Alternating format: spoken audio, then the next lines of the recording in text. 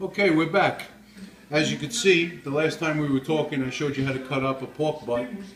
The Boston butts are what they call it. The top part of the shoulder, where the shoulder blade is, that piece of meat is used for the sausage. So, that's what we did.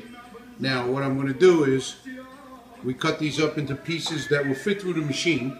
And I'm going to talk a little bit about the machines. But this here is the pork, and we wound up maybe somewhere around 20-25 pounds. Okay? The first machine that we're talking about is a regular grinder, okay? In your butcher shop, it's a regular 1 horsepower grinder. And we use the coarse opening, the big pieces, as you can see. You can look close to this. It's the big holes. It's a number 22, this machine. That number tells you the roundness. It's a set number for the roundness in this here, in the head, okay? You can go to bigger if you like. I don't recommend going smaller because then too much of the fat gets shown, okay? So what we're going to do now is we're going to grind this. We're going to put it in here, and then we're going to season it. The seasonings is the next step. And you know, we could make a number of sausage. We could make a regular plain salt and pepper. You can make a fennel sausage with salt, pepper, and fennel. Then you can make your hot, which is paprika and hot red flakes, crushed red pepper, I say. And then you can make cheese and parsley, pepper and onion. Wine sausage, chicken sausage. You could make you could just keep on going on. You could name it, you could think it, it could become sausage. So right now we're going to grind this all up, and we're going to show you how it comes after it's grinded. Okay? This is a powerful machine, 1 horsepower. If you think about it, I know you ladies can't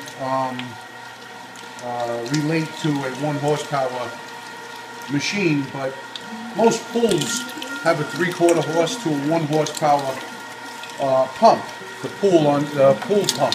So if it could do all that water and work all those hours, you know, this here is going to stay on 20 minutes, and we're going to grind all this up. So you could see that it's a powerful motor. Okay, and I say a powerful motor because they have other machines out there that you can use that are plastic parts, and every 3 times you're going to replace parts.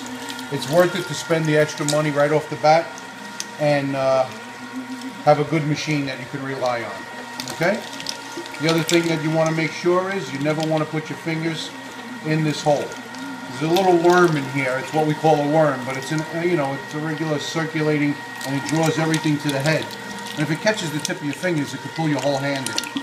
So what you want to do is just keep your hand out, and if something gets stuck in here, you have what they call this plunger, and it plunges it in. But if you feed it nicely and slowly, it won't get clogged on you.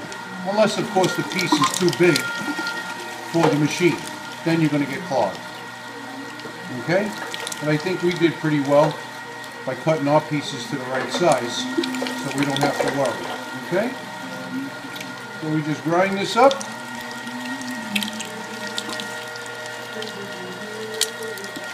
Now you can see how nice it comes. And the good thing about making your own sausage is you can do, you can make it as lean as you want.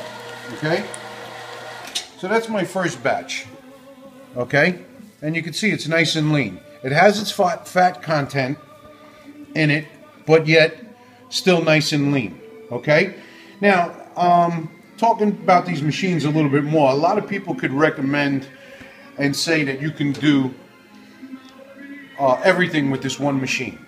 I beg to differ because of the fact that once you put this meat through here again, even if you remove the blade like recommended and put the funnel on here to go right into the casings and making the sausage, you're actually pressing this meat, and you're destroying the meat, and you're making the fat content come to the surface.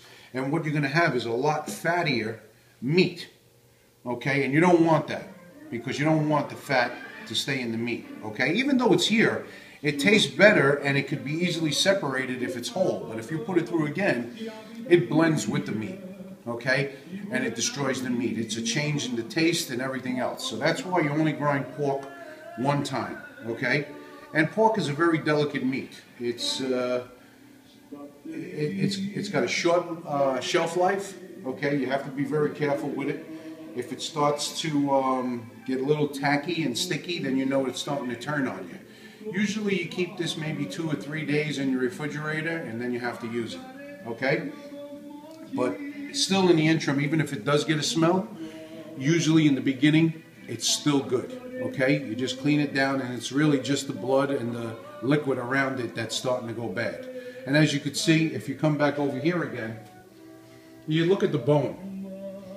If the bone is still pink, you're still in fairly good shape, okay? When the bone is black, that's when you know the meat has been around a while, okay? So we have this to chop. We're going to add it to that, and then we're going to season it. So while I chop this, you guys stay tuned, and we'll be back to season the meat, and then I'll show you how to put it through the casing, and we'll have a good time. And in the meantime, this is my homemade wine, and that will be a whole another scene, and we'll show you how to make wine. But right now, God bless, and we'll be back.